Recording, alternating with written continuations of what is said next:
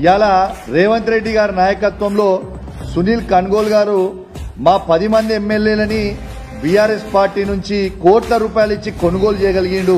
కానీ ఇదే సునీల్ కన్గోల్ గారు మాత్రం రేవంత్ రెడ్డి గారు చెప్తే తెలంగాణ కాంగ్రెస్ లో ఏ పాలన బాగుందని ట్వీట్ చేపిస్తే ఇవాళ ఏ పాలన బాగుందని ట్వీట్ చేయిస్తే దాదాపు దీంట్లో 87,000 మంది ఓట్లేసిర్రు.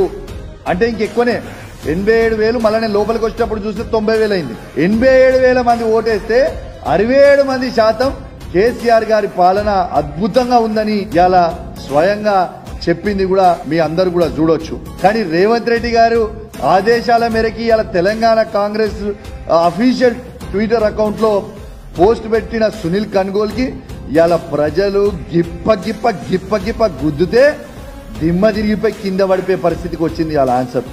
ఇది బాబు ప్రజలంటే ఏమనుకుంటావు, తమాషా అనుకుంటున్నావా? నీ ఇష్టం ఉన్నట్టు అబద్ధాలు చెప్తుంటే నీ ఇష్టం ఉన్నట్టు చేస్తుంటే ఇలా ప్రజలేం చూస్తలేరు అనుకుంటున్నావా? ఇది కూడా ఆర్టీవీ వాళ్ళు పెట్టిండ్రు. ఆర్టీవీ వాళ్ళు కూడా పెట్టిన దాంట్లో ఏమొచ్చిందో చూడండి.